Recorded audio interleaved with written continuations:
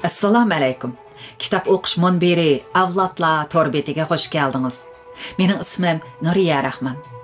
Bugun men Shvetsariyaning Vali rayonidagi Verkuren degan bir kichik tog'liq kentdagi uyimizda. Sirtda quyosh parlab turgan ko'k osmonliq nihoyatim chiroyli kun bo'lib atadi, lekin bakmi sovuq. Shunga uyda o'ltiribla bir asar o'qib beray dedim. Yaqinda Yalqin Rozining Takli makandaki Altın Koldurma namlıq kitabının rəsmlik nüsxasını tapşırıb aldım. Mazkur kitab 1999-yılı Xalq Nəşriyyatı tərəfindən nəşr qılınğan ekan. Bu kitabga kirgizilgan maqolalardan bir necha maqola diqqatimni favqulodda o'ziga tortdi. Oldi bilan tenab yurgan Osiy ruh namlıq obzorni o'qiymiz, andin kentimizning qishliq manzaralaridan o'zim tartib tayyorlagan bir kichik sinni hozirlarga sunaman. Xo'sh. Tenab yurgan Osiy ruh. Uyg'ur adabiyotining ufuq siziqida milliy qonni o'rkashlatadigan zangar nur to'shqilari pat-pat, ba'zida xira, ba'zida ro'shan chaqnab, dozaq o'tidek qip-qizil reshatkalar bilan qo'rshalgan va ko'ngilni oyintadigan havo bilan qoplangan bu bo'shliqda umid yalqinida o'rtinib, kayni-kaynidan kul bo'lib ketayotgan baxtsiz tushkun hayotga anda-sanda umid ato qilmoqda. Zulmat qo'ynida zangar nur chaqnitib, qag'jiragan tiniqlarga hayotliq umidi beg'ishlaydigan bu mo'jizani faqat azoblanish baxtiga muyassar bo'lgan osiy qalb egilarla yarata oladi. Dal ashular biz uchratsaqmi, lekin to'ni olmay qelayotgan Xizirlardir.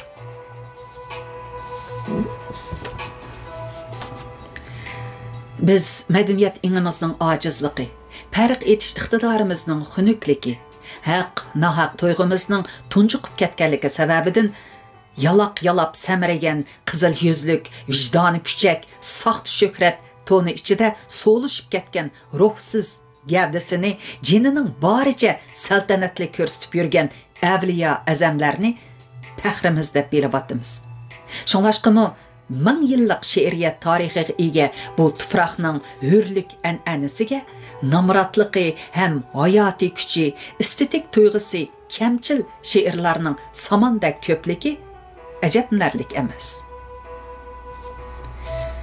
Talantliq yosh yozuvchi Aqtam Umar Ishchilar vaqt gazetining 91-yili 16 mart sonida e'lon qilgan Shoir namliq hikoyasi orqali milliy ong qurilmamizdagi nozik nerviga o'tkir bir quruq yangi sanchigan.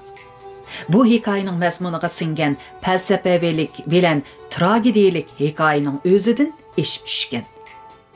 Aqtam Umarning bu hikoyasida Chexovning hikoyalaridek kundalik turmush fojiasi aks ettirilgan emas, balki tarixiy ahamiyatga ega fojia aks ettirilgan. Hikoyada alohida muhitdagi qarshilik ruhiga boy bir baxtsiz shoirning ma'naviy hayoti ifodalangan. Bu baxtsiz shoirning yuragiga bir xil qarshilikning yolqini yoshiringan bo'lib, kulpatlik taqdirga qarshi chiqishdek ideviy kayfiyat singdirilgan. Asardagi ma'naviy manzara cheksiz. İnsani g'ururi dahshatli xo'rliqqa va chidg'isiz ziyonkashlikka uchragan bu shoirning go'zal orzularini payxon qiladigan bu razil hayotdan butunlay ixlos qaytgan bo'lib, uning qalbi go'yo azob xoltisi. Shoirni o'rab turgan ijtimoiy reallikning azob oqibatlari allabirun bizning tushunishimizdan halqib ketgan. Buni shoirning o'yga qalbi tushunib, ko'rib yetgan. Chunki u kulimsirab turgan chiroylardagi zaharlik tabassumlarni, qismoq ko'zlardagi shumliqlarni, rangdor viviskilarning orqasiga yoshiringan razil o'yinlarni aniq ko'radi. Uning arzu istiki va yashash irodasi bilan reallik o'tirsidagi kelishtirib bo'lmaydigan to'qinish uni odatdan tashqari azoblagan va yetimsiratgan. Agar bir farishta katip bolup keç-gündüz toxtamay yazgan holatdami bu baxtsiz ammo vijdonliq shoirning ma'naviy dunyosidagi xo'rlanish, azob, umid, isyon, voz kechish va erkinlik tuyg'ularini yezib bo'la olish natayin. Chunki u shaxsning ufuq siziqidan halqib, millatning ufuq siziqi ichiga shung'ib kirgan shoir bo'lib, bir butun xalqning ma'naviy dunyosining kichiklatilgan holati. Shunga kasbdishi bo'lgan Avliya Azam atalgan shoir uningdan o'lgidek qo'rqidi, ham uni o'ch ko'rdi. Chunki Avliya Azamning butun vujudi nomardlik bilan to'lgan bo'lib, hayoti o'z vijdoniga muxolif yo'l tutish bilan o'tgan. Uning bilish va tushunish doirasi moddiy muhtojlikdan halqib ketolmagan. U xo'rlikni lazzat, qarshilikni ahmoqlik, ma'naviy mustaqillikni ortiqcha deb biladi. Shoir Abduxoliqning ilhomini bo'g'ib tunjuqtirayotgan do'zax o'tidek qizil rishotkalar Avliya Azamning ko'ziga cho'ka oltindek ko'rinadi. U ma'naviy jihatda mustaqil yashashning qanchalik huzurli ekanligini mangu his qilib yetolmaydi. Shunga uning ismi bor, jismi yo'q, soyasi bor, nuri yo'q. Ma'naviy dunyosi palach, jonsiz bir maxluq. U butun zehnini qasidichilik she'riyatiga beg'ishlash orqali tapan yalab, saxta sharaf quchib avliya bo'lgan. Marksning so'zi bo'yicha aytganda, u she'riy gul g'unchilari bilan so'z iboralarining yo'shirishi ostida xalqni satgan. Kishini ichindirdigan yeri shuki, dal shu xalq o'zining farq tuyg'usining xunukligiga tufayli uning avliyoligiga ishongan. Mana bu barliq baxtsizligimizning negizi. Ahtam Ömerning Avliya Azamga tutgan pozitsiyasiga yo'shurun kinoya va masxara singdirilgan. Yozuvchi kishilar hiyiqadigan bu Avliya Azamning saltanatlik purkanchisini yirtib tashlab, rasvosini chiqarmagan bo'lsa-mu, lekin uning ma'naviy jihatdagi bichora holatini ro'shan ko'rsatib bergan.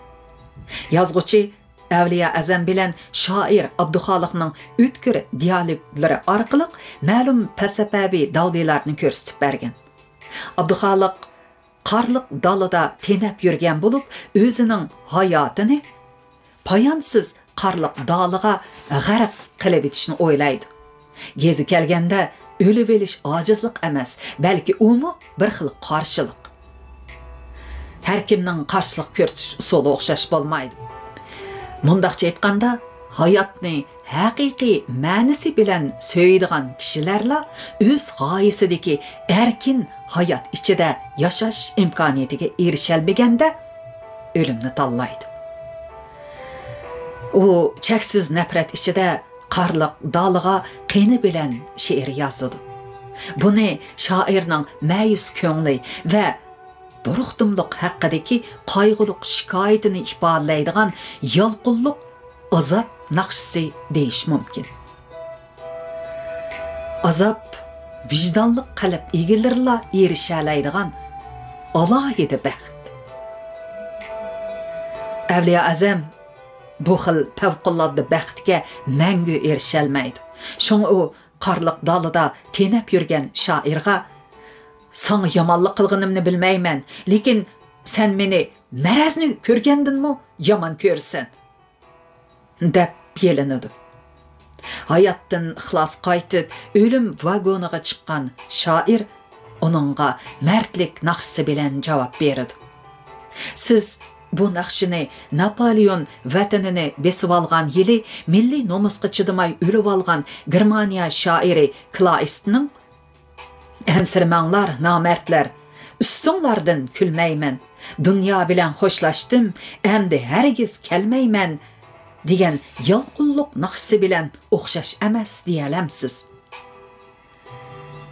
Shoir namliq bu hikoya mung va g'am bilan to'lgan bo'lsa-mu, biroq mung ichida tirilish kuylari, g'amkinlik ichida umid nurlari chaqnab turadi. Bu maqola İşçilar Vaqt gazetining 1991-yil apreldagi sonida e'lon qilingan. Mana bu Yalqın Rozi dastlab obzorlarni yozishga boshlagan vaqtdagi asarlardan biri ekan. Shaxsan men Aqtam Umarning Shoir nomli bu hikoyasini o'qib baxmagan. Agar aranglarda bu asarni o'qiganlar bo'lsa yoki shu asar bo'lsa, kitob o'qish munbirimizningki inkas supisiga qo'yib qo'ysanglar, men bir o'qishni bekmi arzu qilaman. Yaxshi bo'lsa, meningcha cho'qim yaxshi kitob o'qish munbirimizda o'qib qarindoshlarni tang baharlantiraylik. Ma'qul amsa bugungi kitob o'qishimiz mushunchalik bo'lsin. Kelar qitimliq kitob o'qish programmamizni ko'rishaylik. Xayr xo'sh, omon bo'linglar.